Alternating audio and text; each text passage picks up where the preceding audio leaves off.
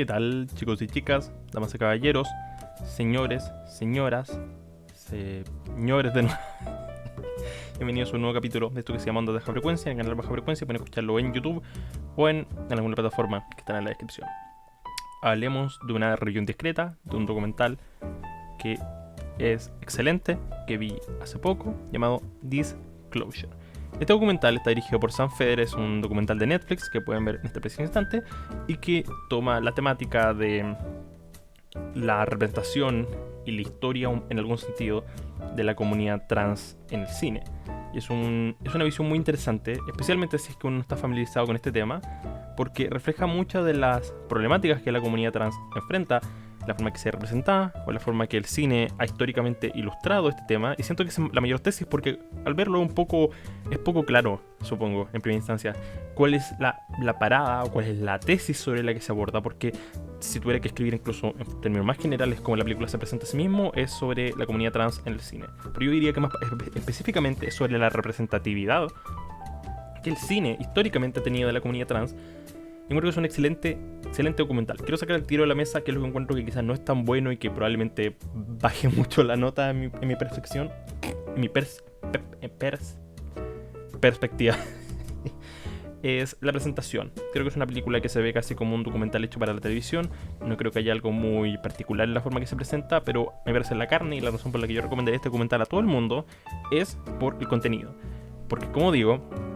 uno que quizás no está en contacto directo con lo que la comunidad trans piensa o lo que opinan del material que uno consume, no ve estas opiniones de forma tan concisa o de forma tan frecuente.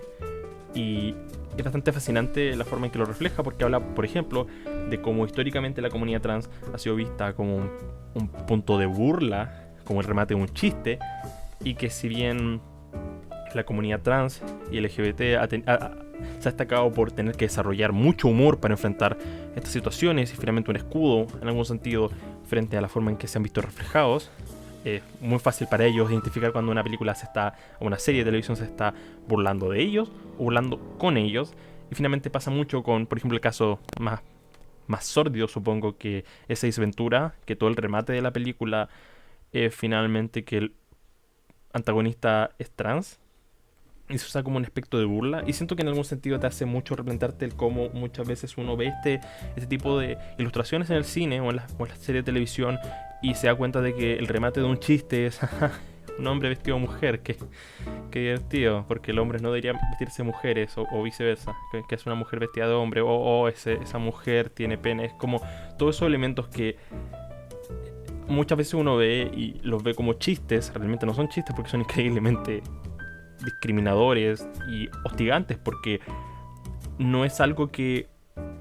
es fácil mirar estas cosas y pensarlas como es un chiste, ¿para qué te lo tomas tan en serio? Pero el punto es que es un estigma que se repite y finalmente es muy hostil sobre la forma en que la comunidad está reflejada. Porque un punto que encuentro muy, muy fascinante es que estadísticamente muestran que en Estados Unidos el 80% de la gente no conoce a una persona trans, y eso incluye a personas trans. Una persona trans muy probablemente no conoce a otra persona que la guíe o que la ayude o que la haga sentirse acompañada. Entonces, por lo mismo, la principal forma en que nosotros como sociedad, imaginando quizás que esa estadística se extrapole de Estados Unidos al mundo, pero haciendo esa asunción, la principal forma en que uno tiene de conocer gente trans es a través de los medios, de la televisión, del cine. Entonces, cuando el cine es tan hostil, es tan burlesco, es tan irónico o es tan cruel sobre esta perspectiva, finalmente termina un poco haciendo que tu forma de ver esto sea muy distorsionada. Y es muy interesante porque incluso te hace replantearte películas que yo encuentro que son fantásticas y que incluso en el documental como que se tiene a decir, sí, esta es una excelente película, pero este elemento sí que es problemático, como Psicosis, como El silencio de los inocentes, particularmente esta última en que, por ejemplo, el antagonista Buffalo Bill se supone este villano que poco quiere vestirse o transformarse en mujer, como con la piel de mujeres que asesina, y hace este comentario finalmente de que históricamente también se intenta asociar lo transgénero a la psicopatía, que hay un mal de la cabeza, onda. La única razón por la que una persona querría vestirse, un hombre querría vestirse de mujer, es porque tiene algo malo en la cabeza. Y finalmente esa especie de percepción del cine o de los villanos o de la comunidad trans respecto a como una especie de psicosis termina siendo muy termina estigmatizando mucho. Porque un ejemplo que dan es que cuando una persona, no recuerdo, una actriz mencionaba que era trans, respondía nada como Buffalo Bill del Silencio de los Inocentes. Y el hecho de que esa sea la mayor referencia que se tiene sobre una persona trans al tiro eleva la falta de representatividad y el cómo esta comunidad no está para nada reflejada de forma que sea fiel a lo que realmente es la comunidad, y cómo la gran mayoría de las veces estos elementos no eran incluidos pensando en gente trans, eran pensados como un elemento de la trama, como un aspecto un poco de la personalidad, como construyendo a esta persona en base al hecho de que es transgénero. Y finalmente no siendo para nada respetuosos muchos elementos sobre televisión, particularmente usaban este efecto del plot twist, sobre cómo cuando un hombre descubría que una mujer trans era trans, respondía como con traición, como sentirse engañado, como que esto fuera un secreto, como que ser trans es un secreto que uno tiene que uno no puede guardar, que revelar, como que si te presentas con una persona y tú eres trans, tienes que decirle automáticamente que eres trans, finalmente un poco invalidando completamente tu experiencia y tu identidad como ser humano, porque yo cuando me presento a una persona no le ando hablando a mis genitales, entonces tener que andar explicando eso es increíblemente ofensivo. Y me gusta también mucho lo abierto que es sobre cómo uno puede aprender y evolucionar, porque hablan, por ejemplo, en entrevistas en que actrices trans cuando iban, lo primero que les preguntaban es cómo fue su transición, cómo fue su cambio de sexo, su operación, lo que sea, y finalmente es súper ofensivo porque está refiriendo a los genitales de alguien. Pero también hace un poco toma este tono en que estas personas quizás hablan desde la ignorancia, pero pueden aprender. Y creo que quizás como una persona, yo, un cisgénero hetero, me hace pensar que hay muchas cosas que uno le falta por aprender, pero aún hay un camino por aprender. Creo que la película, creo que el documental es increíblemente fascinante por la cantidad de ejemplos que da, la cantidad de testimonios, y cómo finalmente te hace realmente cuestionarte cómo está visibilizada la comunidad trans, porque muchas veces, y creo que esto es algo que noto mucho particularmente como reseño películas, es notar este discurso que se repite mucho sobre cómo la comunidad LGBT es inclusión forzada. Y yo no creo en tal cosa como la inclusión forzada, porque la gente hetero no necesita una justificación para ser hetero en las películas o las series. Entonces no entiendo por qué estamos pidiendo que se incluya un personaje LGBT. Sí o sí tiene que tener este backstory, esta historia. Sí, mira, si tú crees que un personaje está mal desarrollado, el problema es eso, que está mal desarrollado. Pero la arte de inclusión forzada es casi como, no sé, siento que estamos asumiendo que en este momento la norma es lo LGBT en la televisión, cuando no estamos ni cerca de eso, donde la visibilización que la comunidad LGBT tiene en el cine no es para nada algo que esté normalizado al punto en que podamos decir que nos estamos bombardeando con esto, porque yo creo que,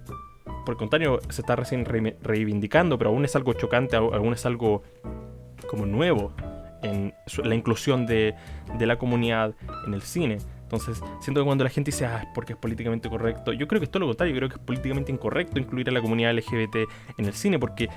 haces una disrupción de la moral que la mayoría de las personas tiene, porque la mayoría de las personas está acostumbrada a, en el cine, solo ver personajes blancos, heteros, cisgénero. Entonces, cuando te incluyen cualquier otro elemento que salga de eso, estás saliéndote del canon de lo que usualmente uno ve. Por lo que siento que es fantástico que poco a poco se esté normalizando esta inclusión. Y volviendo al documental, creo que hace un genial trabajo en ilustrar esta percepción, ilustrar esta visibilidad que probablemente la mayoría de nosotros no pensamos, porque yo creo que fuera de quizás elementos sobre mi percepción de vivir en Latinoamérica, nunca he tenido problemas de visibilidad o problemas de falta de empatización porque no me vea reflejado en las películas, fuera el hecho de que los protagonistas son gringos y yo soy un chileno. Pero en todos los aspectos de ser un hombre o ser hetero o cisgénero,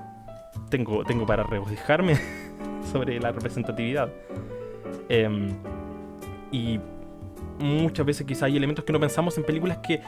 quizás son buenas por sí mismas. Yo creo que hay una diferenciación en términos de cómo se ve la representatividad y cómo uno puede catalogar una película, porque yo como crítico o como persona que quiere reseñar, yo siento que uno puede evaluar la calidad de una película y ser crítico de su representatividad como elementos paralelos, porque la representatividad no hace una película mejor o peor, excepto casos en que claramente hay un problema de representatividad. Por ejemplo, no sé, un caso como Ghost in the Shell, en que la protagonista en el texto es asiático, es asiática, pero la actriz es blanca. Eso ya genera un choque. Pero fuera de esos elementos, en general, la representatividad no es algo que decremente la calidad de una película per se, pero sí te hace pensar mucho, por ejemplo, que porque Eddie Redmayne en La chica danesa tuvo que hacer ese personaje, porque no pudo haber sido una mujer trans. Lo mismo Jared Leto en Dallas Buyers Club, o Hilary Swank en Boys Don't Cry, que de hecho vi hace poco y me encantó, encuentro que es una fenomenal película. Pero uno piensa, ¿por qué no podían poner a un actor trans en ese papel? Porque se sigue evaluando esta idea de que actores, como que se intensifica la idea de que lo trans es una persona del otro género disfrazada, es un hombre disfrazado de mujer, es una mujer disfrazada de hombre. Como digo, esto no decrementa la calidad de estas películas, pero sí nos hace pensar sobre cómo Hollywood realmente ama los personajes trans, pero no ama a los actores trans y a las actrices trans, porque vemos muchos papeles trans de la mano de actores cisgénero que toman estos espacios que, como digo, repito, porque sé que mucha gente se agarra de esto, la película no es menos buena por este elemento, pero habla mucho sobre las pocas oportunidades que la comunidad tiene, porque los actores y actrices trans usualmente, la mayoría de las veces, actúan de personas trans. Entonces, el hecho de que estos pequeños y contados papeles que hay en el cine lo estén tomando actores cis, habla muy mal sobre la representatividad y finalmente las oportunidades laborales, y construir mayor visibilidad de que la comunidad se pueda sentir reflejada y un poco como pensada, que no solo están haciendo la película para un público normado, sino que para las disidencias, las diversidades.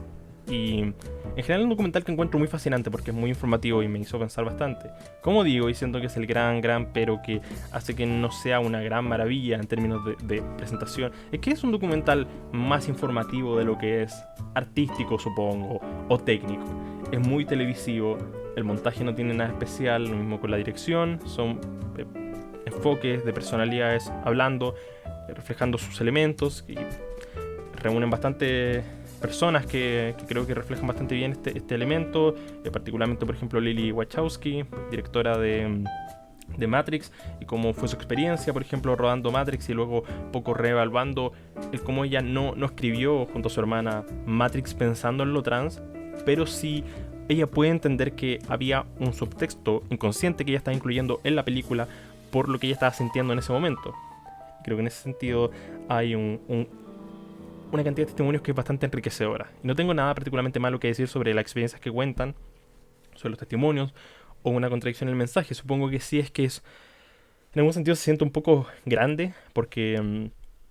siento que si bien yo puedo resumir el punto del documental como la representatividad de la comunidad trans en el cine, siento que a veces puede ser un poco muy grande el panorama o el scope del filme en términos de estos mensajes, como que finalmente quiere evaluar todo lo relativo a lo trans en el cine y se queda un poco corto. Siento que muchas cosas quizás se pudieron haber comentado y sin un enfoque claro sobre lo que querían contar. Es muy fácil pimponear sobre faltó esto, faltó esta cosa, me hubiera gustado saber esto. Por eso creo que es mucho más sencillo cuando los documentales se enfocan en un tema en específico y no solo en este rango grande, porque siempre mientras más grande sea el rango, más cosas se te van a quedar fuera. Pero de todas formas, es un documental que yo recomendaría absolutamente a todo el mundo. Creo que es un fantástico documental que es muy informativo, muy fascinante y que definitivamente si es que ustedes no están normados a este tipo de comentarios, los va a introducir a nuevos conceptos y lo va a hacer pensar mucho sobre la forma en que consumimos los medios y lo importante que son los medios en la representatividad y la visualización y la visibilidad que reciben las distintas comunidades en el cine. Disclosure es un ligero 7 de 10. Un excelente, fantástico, muy buen documental que deberían ver en este preciso instante. Dígame, ¿qué opinan de este documental? ¿Lo vieron? Pueden hacerme en los comentarios. De este lado pueden ver más videos y acá suscribirse. Espero que tengan una buena noche y una perfecta semana y nos vemos.